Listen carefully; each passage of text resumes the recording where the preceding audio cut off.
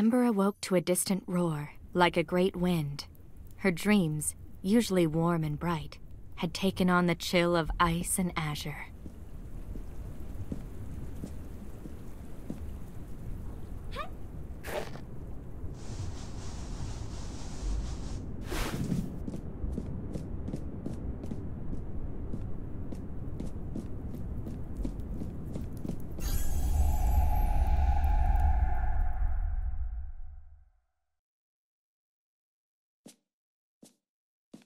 Rime's dreams were restless, filled with dancing fires and a bright, almost blinding light. He dreamed of a great wind, a roaring in the air like some great beast, and the faint smell of sulfur jolting him awake.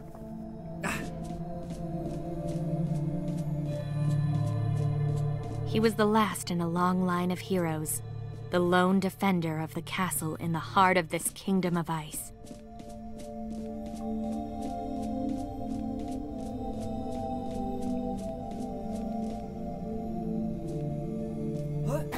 Rime lowered the drawbridge of his castle. As to what it guarded against, he realized he had no idea.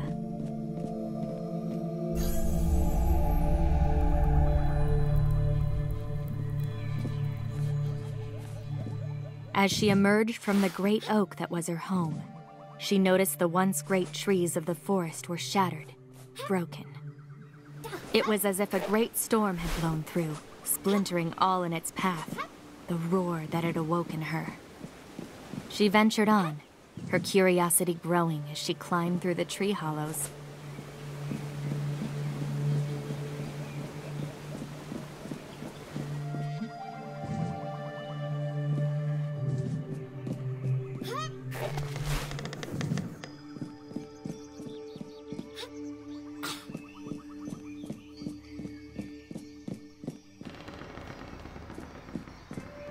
There was a growing chill in the air, and the branches stirred in the wind. The storm may have passed, but she knew another was on the way.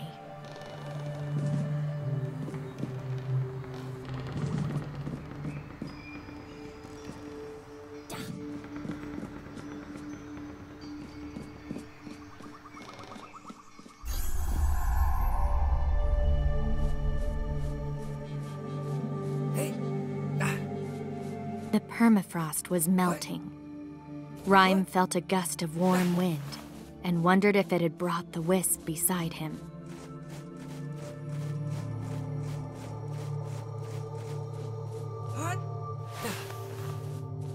The winds had melted the ice bridges, causing new drops and chasms.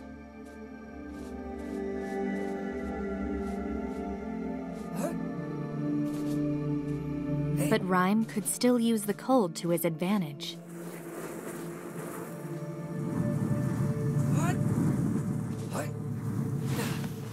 He ventured on to the edge of his kingdom. There, he hoped to find answers. The great fire that gave life to her land was dying.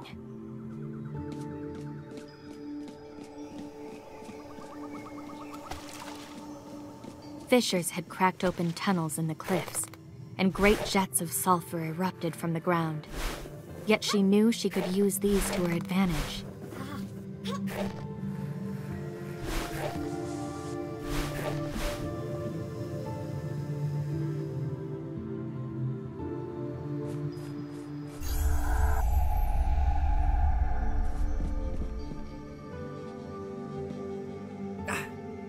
Rime hoped he still had time.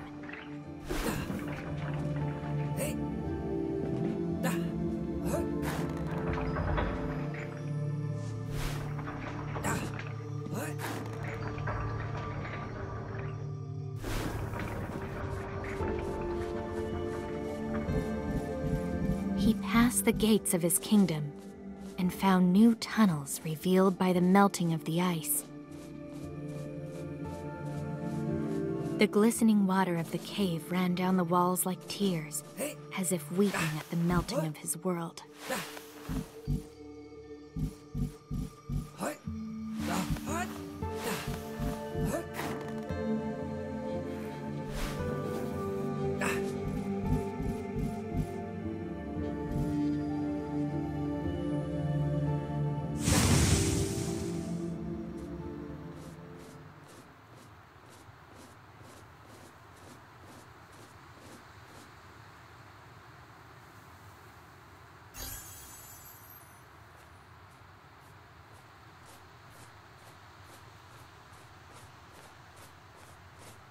Both stepped on the bridge together, matching each other's steps.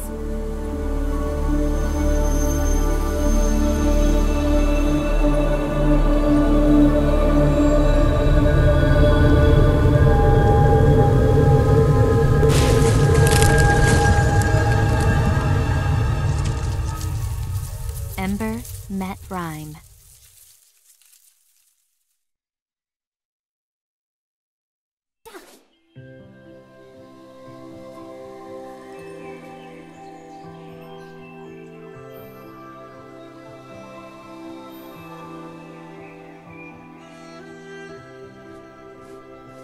A shimmering barrier separated them.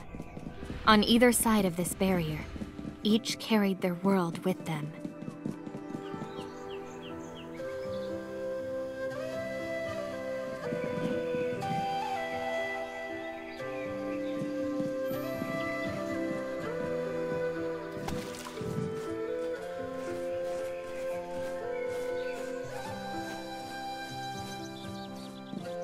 Neither knew what world they had come to, yet clearly, someone had been here long ago.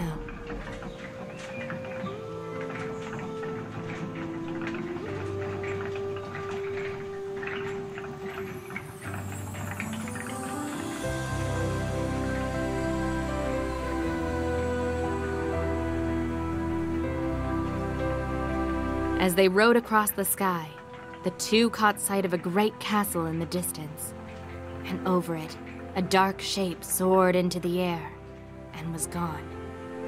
Perhaps there at the castle, they would find answers to what threatened their worlds.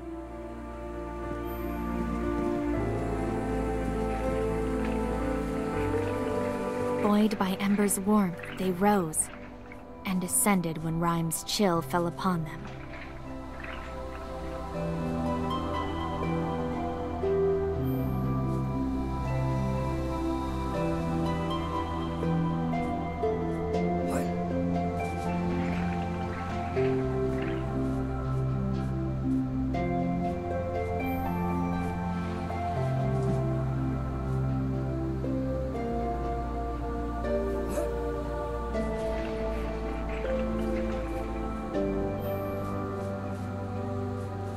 Of who had made these tunnels, there was no sign.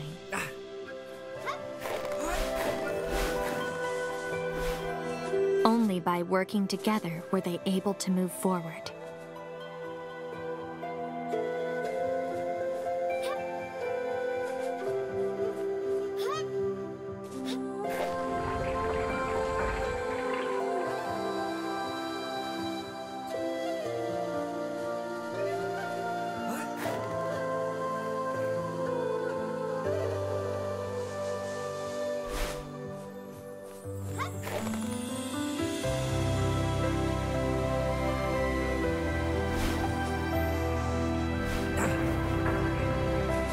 The wreckage of great mechanisms, wheels, and pulleys lay along the path.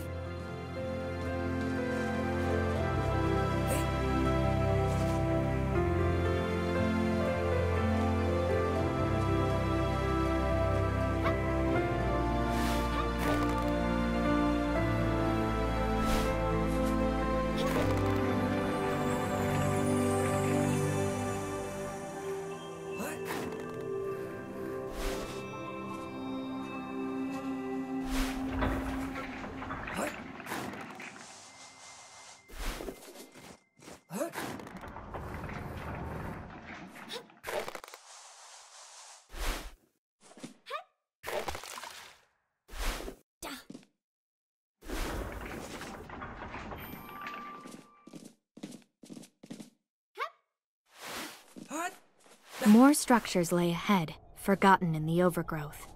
Yet the road had been built with purpose in mind. What?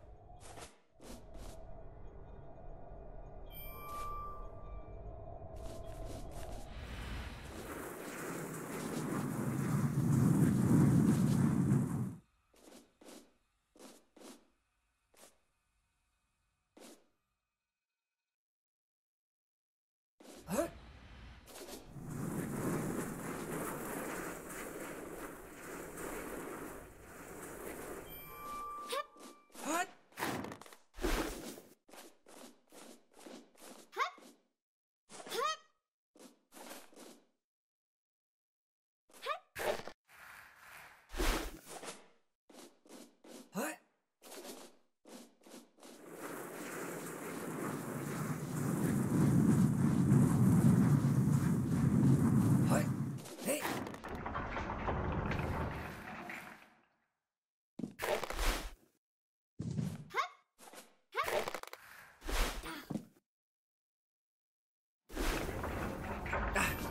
they came upon a mine and saw what the mechanisms were for. The walls glittered, flecks in the rock shining like stars. It reminded them of the barrier between them, and wondered if there was a connection. Great power lay in the veins of rock, and someone had sought to claim it, and here they had failed.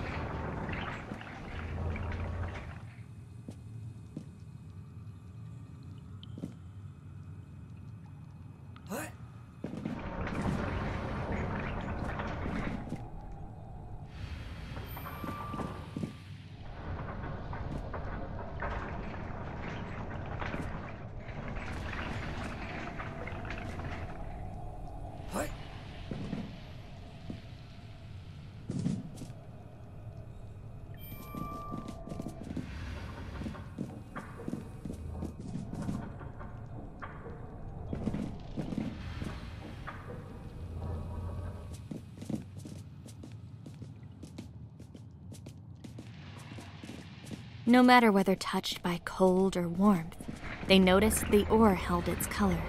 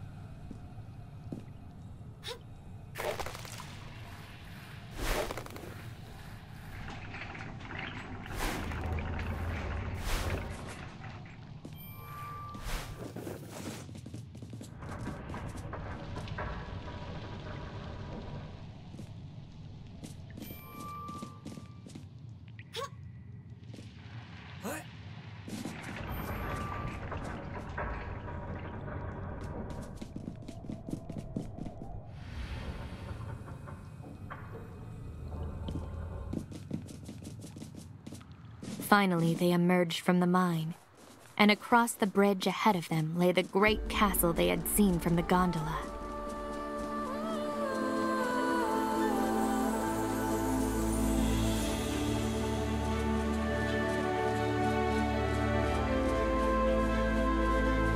And so, side by side, but with a chasm between them, Ember and Rime came to the castle gate and opened it together.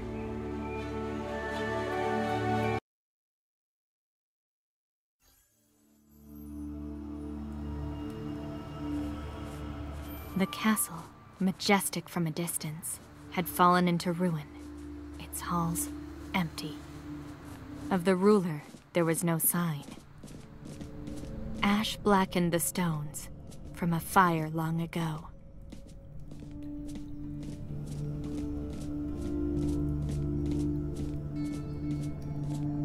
A great door, inscribed on its surface, a golden sheaf of wheat.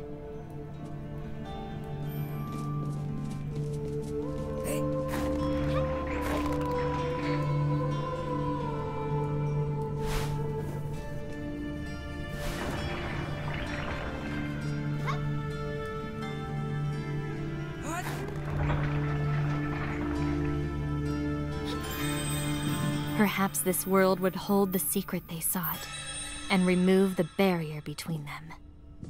As the scarf was taken, the door became brighter.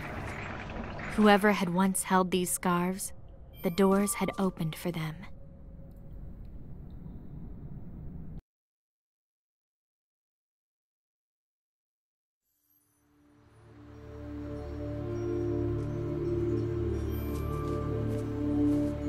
Another world opened up before them, fields of promise stretching as far as the eye could see.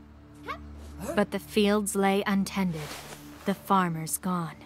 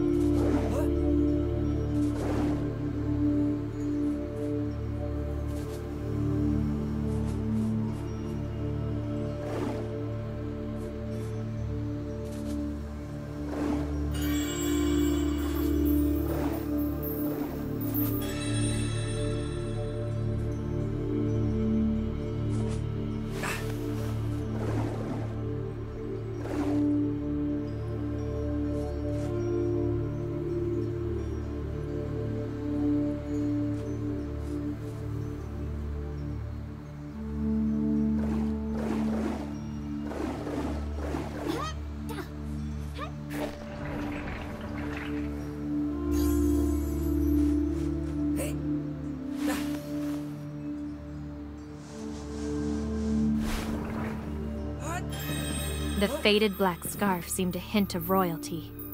And if it was like the first, it might open doors ahead.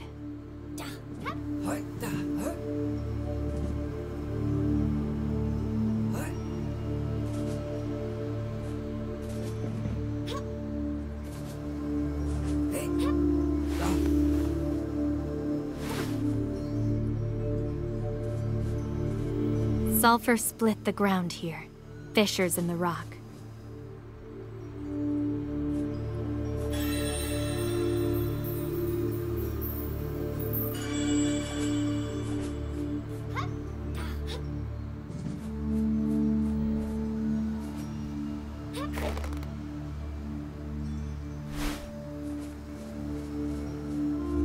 The fissures seemed to be recent, angry, but Rime was able to calm it for a time.